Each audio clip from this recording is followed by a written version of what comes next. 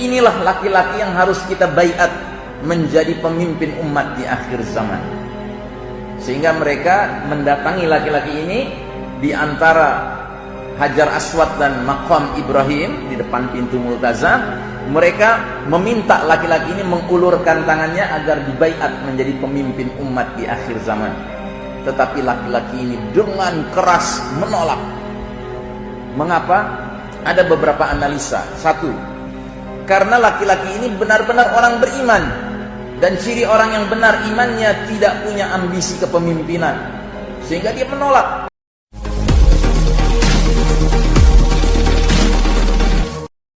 Ada pasukan dikirim untuk memerangi orang-orang yang berbaiat kepada Al-Mahdi dan Al-Mahdinya.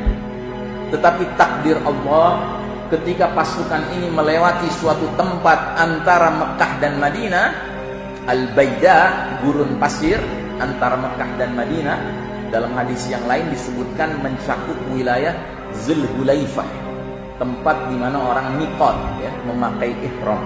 Pasukan ini begitu sampai di tempat itu terbenam ke dalam bumi, tenggelam ke dalam bumi. Dan peristiwa dahsyat ini akan tersiar ke seluruh dunia, sehingga umat Islam yang tadinya tidak tahu menahu, bahkan yang tadinya ragu apa benar ini Al-Mahdi, menjadi yakin ini adalah Al-Mahdi.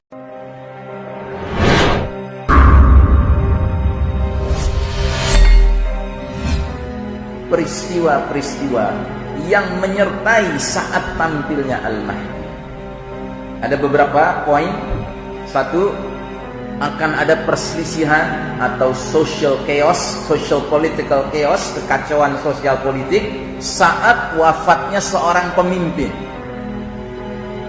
Dan para ulama akhir zaman sering mengkaitkan dengan pemimpin ini dengan tempat di mana Al-Mahdi akan dibaiat. Al-Mahdi itu akan dibaiat di mana? Di kota Mekah, ya, di depan Ka'bah. Sedangkan secara geopolitik dunia hari ini, Ka'bah, Mekah termasuk wilayah negara mana? Arab Saudi. Jadi pemimpin yang dikhawatirkan, yang dimaksud oleh Nabi adalah wafatnya seorang Raja Saudi.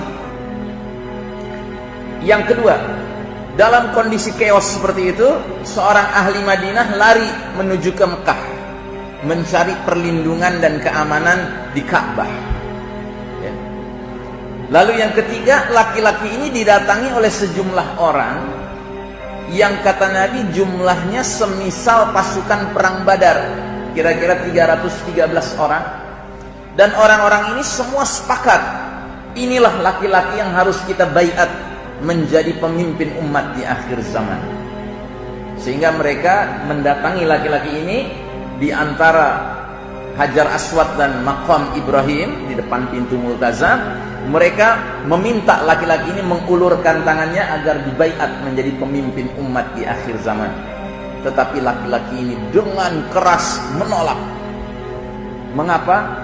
Ada beberapa analisa. Satu, karena laki-laki ini benar-benar orang beriman, dan ciri orang yang benar imannya tidak punya ambisi kepemimpinan, sehingga dia menolak. Ya, tidak seperti orang zaman sekarang, Pak.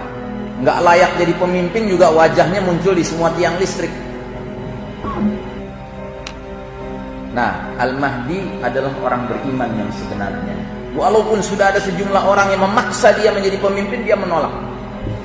Yang kedua, Al-Mahdi menolak menjadi menerima baiat itu karena Al-Mahdi tidak tahu dirinya Al-Mahdi sebelum terjadinya pembaiatan paksa itu.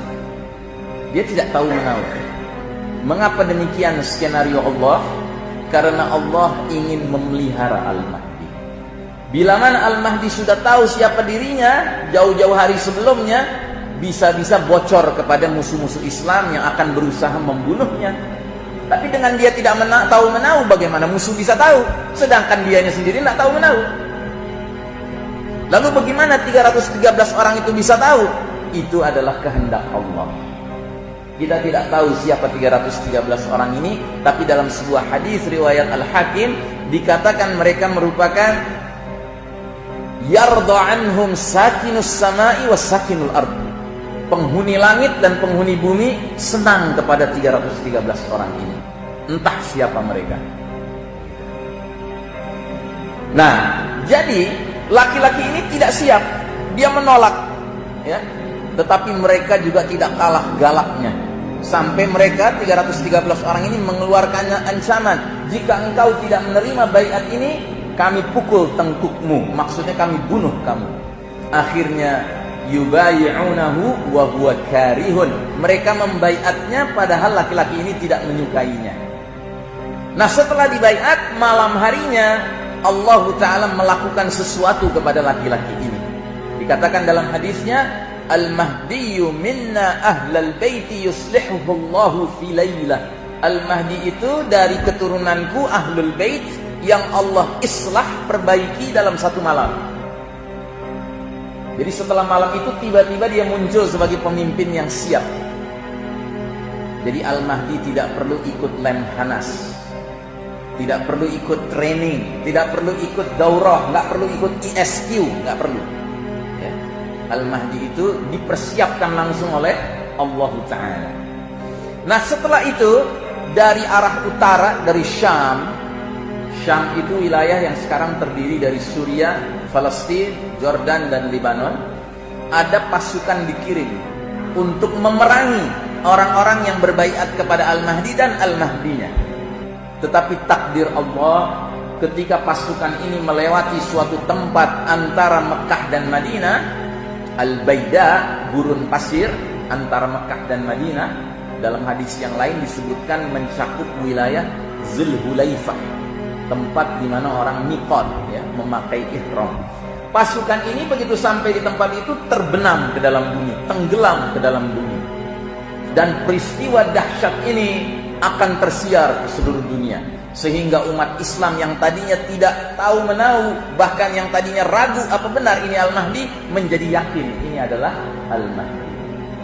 Kemudian terjadilah gelombang kedua, gelombang ketiga, gelombang keempat pembaiatan Al-Mahdi. Berdatangan kaum muslimin dari berbagai penjuru dunia, terutama kata Nabi dari Syam dan Irak berdatangan mereka. Nah, kemudian muncullah seorang laki-laki keturunan Quraisy, ya, yang mana paman-paman dari jalur ibunya suku Kalb. Maka pemimpin Quraisy ini membawa pasukan untuk memerangi Al-Mahdi dan orang-orang yang bersama Al-Mahdi. Tetapi takdir Allah, kontak senjata pertama antara Al-Mahdi dengan musuhnya dimenangkan oleh Al-Mahdi dan pasukannya. Kata Nabi SAW, rugilah orang yang tidak kedapatan bagian ghanimah, harta rampasan perang suku Kalb. Jadi suku Kalb ini kaya raya, mendukung si penguasa turunan Quraisy ini, tetapi mereka kalah sehingga pasukan Al-Mahdi mendapat ghanimah yang besar-besaran jumlahnya.